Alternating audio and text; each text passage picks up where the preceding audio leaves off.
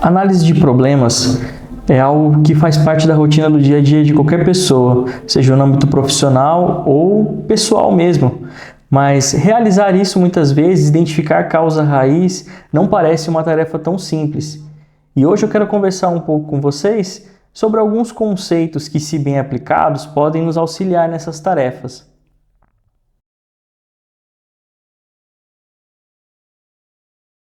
Olá, eu sou Vinícius Bento, consultor de processos da Quinto Elemento, e hoje quero conversar um pouco com vocês sobre alguns conceitos de qualidade que podem ser bem aplicados no nosso dia a dia e às vezes não só no âmbito profissional, como também no pessoal, e nos auxiliar no desenvolvimento de algumas análises para encontrar a causa raiz e até mesmo já nos auxiliar na proposição de soluções.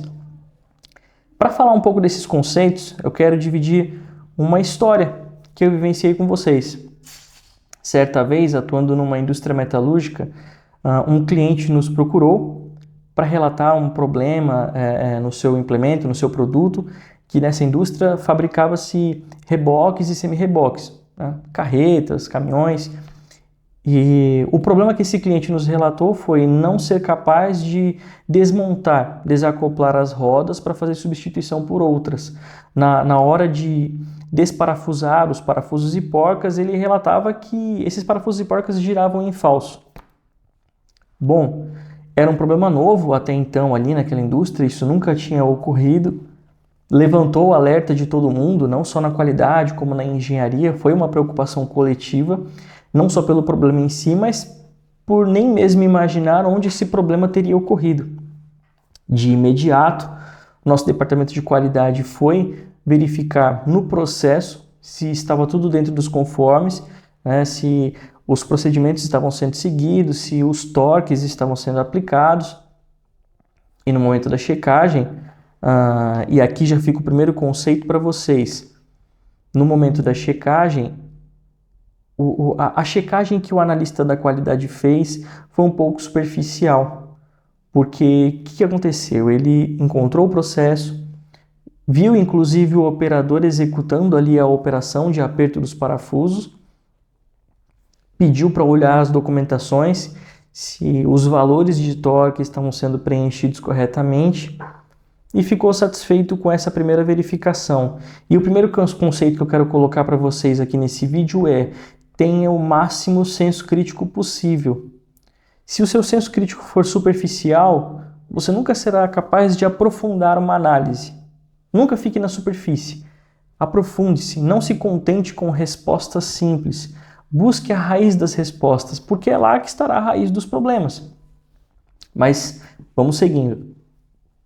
Ele trouxe esse feedback para a gestão, que os processos estavam sendo seguidos, que os torques devidos, vamos entender torque basicamente com uma quantidade de aperto no parafuso, estava sendo aplicado como deveria. E isso nos levantou um outro alerta. Bom, se o processo de aperto, o processo de montagem interno está correto, onde mais pode estar ocorrendo esse problema? Bom, vamos no Gemba, né? Vamos no local da ocorrência para tentar entender melhor o que aconteceu. Nos dirigimos até o cliente, arrancamos os parafusos com um maçarico mesmo para poder olhar ali o que aconteceu. E ao observar o encaixe da cabeça do parafuso no cubo da roda, nós identificamos que a parede do cubo da roda estava completamente danificada.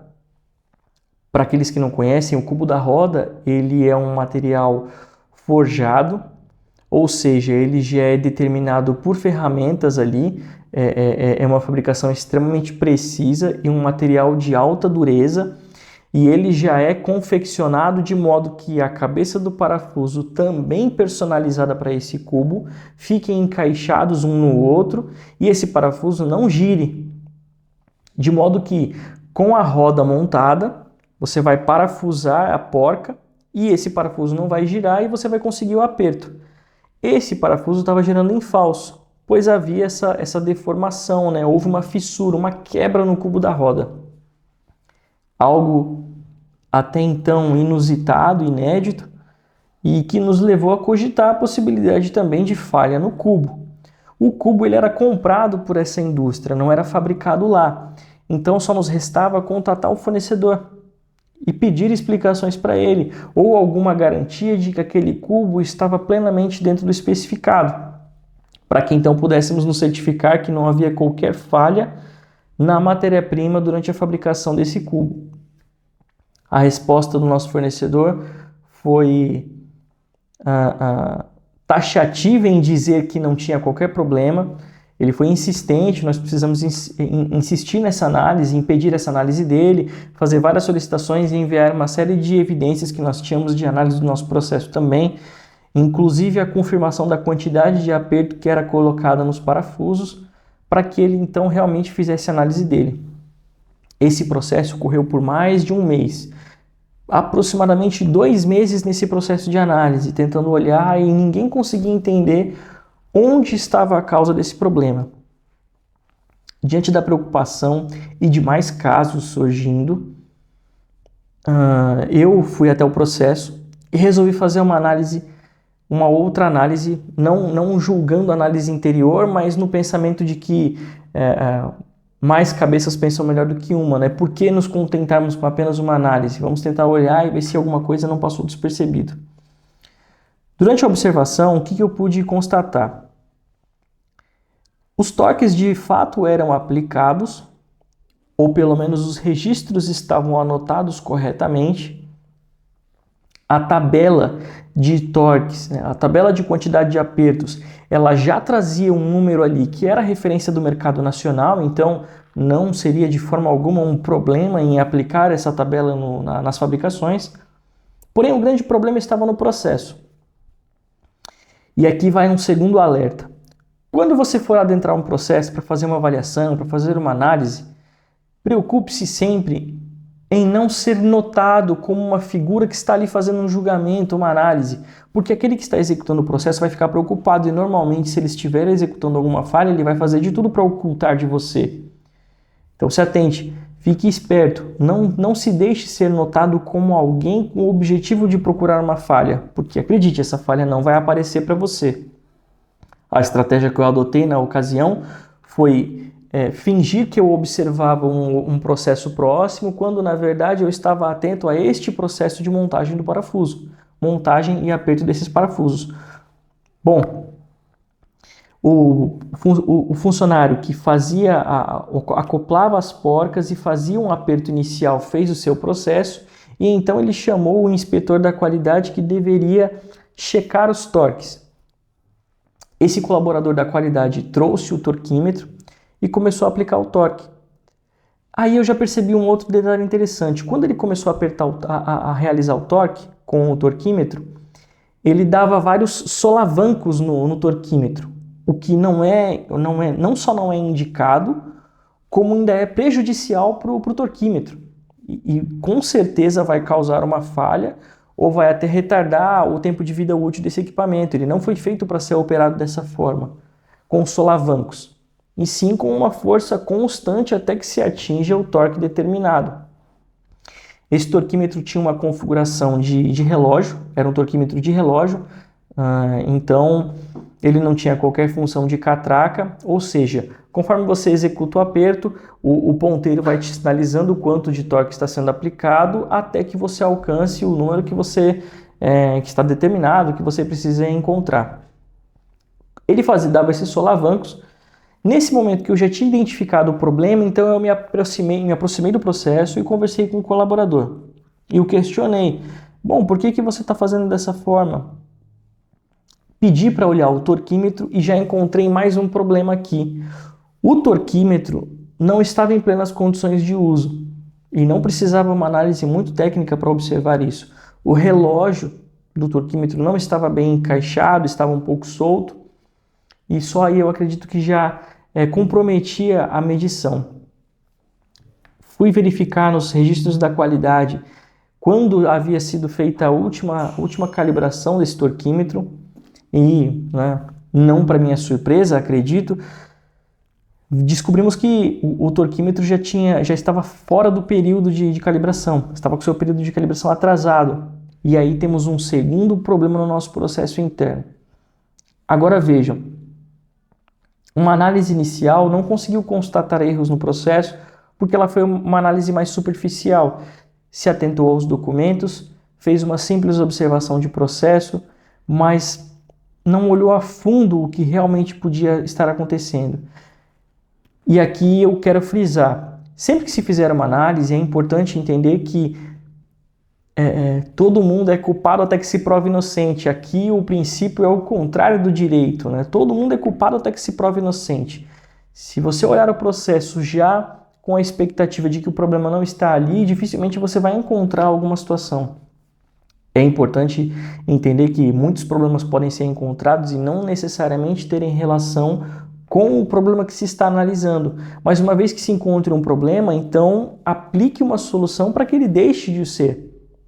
Mas, seguindo, uma vez identificado o problema do torquímetro, continuamos no processo. Fui entrevistar o colaborador que aplicava o torque, o operador da qualidade, como ele fazia, o procedimento que ele seguia, pedi que ele mostrasse a documentação, me fiz de total desconhecedor para que isso desse a oportunidade a ele de falar e que na fala dele mesmo eu pudesse então identificar talvez alguma anomalia dentro do processo.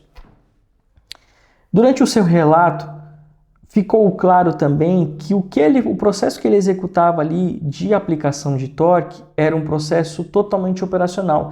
Apesar de se tratar de uma mão de obra de inspetor de qualidade, que teoricamente tem um pouco mais de conhecimento ali da tarefa que está executando, ele não tinha esse conhecimento. Ele executava isso de forma totalmente operacional e não entendia o porquê que fazia o que fazia, o que também contribuiu para que esse erro acontecesse, para que esse problema acontecesse. Pois quando você não sabe o que faz e por que faz, dificilmente você vai ter um senso crítico se aquilo foge do que deveria ser ou não. Você não tem condições de avaliar a sua própria atividade.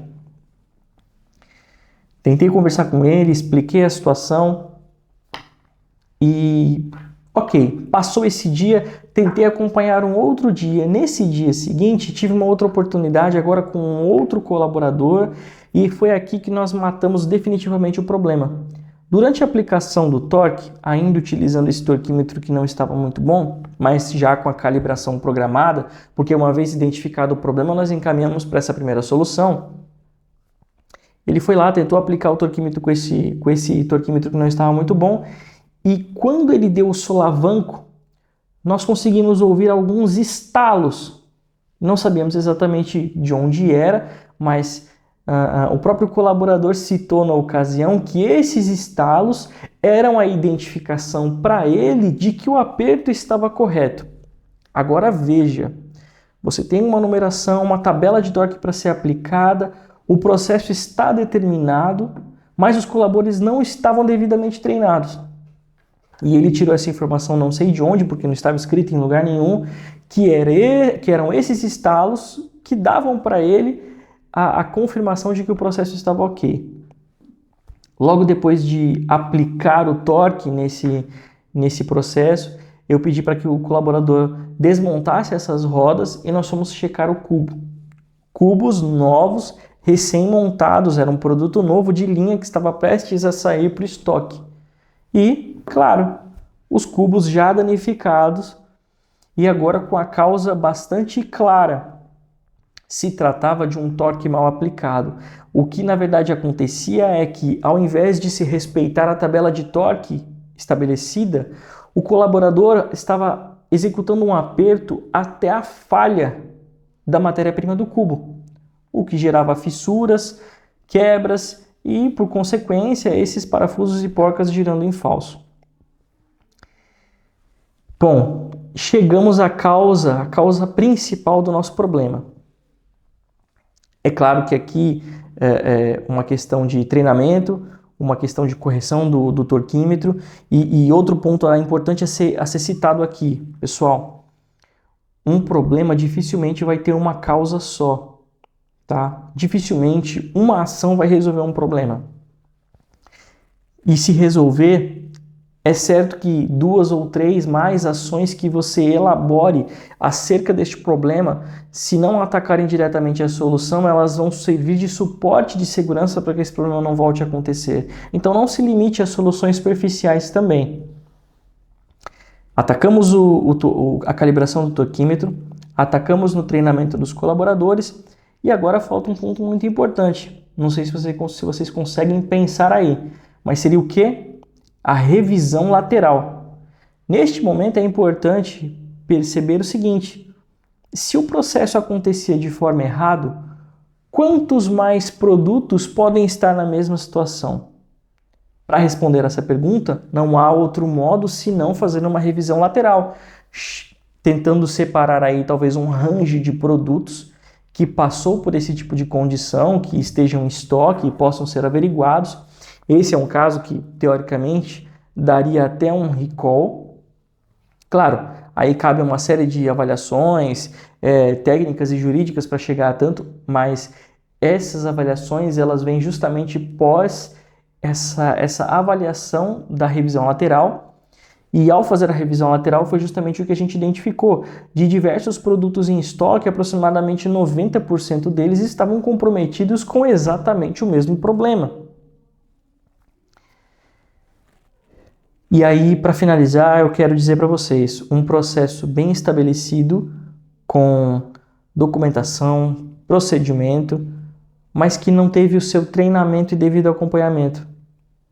Algumas pessoas às vezes têm o conhecimento na cabeça e esse conhecimento não vira procedimento, não vira instrução de trabalho, não vira documentação e o processo vai perdendo com o fluxo normal de pessoas que passa por esse processo. Então, sempre que for olhar um processo, tome todas essas precauções. Tenha uma análise crítica extrema, o mais profundo possível. Olhe com cuidado, olhe com atenção o processo. Se necessário, divida a análise com outras pessoas, pois às vezes, olhando de fora, outras pessoas conseguem ter uma perspectiva diferente. Existem diversas ferramentas que também podem auxiliar nesse processo, desde ferramentas mais preventivas, como por exemplo um FEMEA, ou até mesmo um 5W2H, que já serve já mais de forma de contenção, mas o importante é, use ferramentas, tenha senso crítico e não se contente com respostas superficiais. Esse é o melhor caminho para identificar as verdadeiras causas raízes e então aplicar soluções coerentes para a resolução de qualquer problema. Até mais!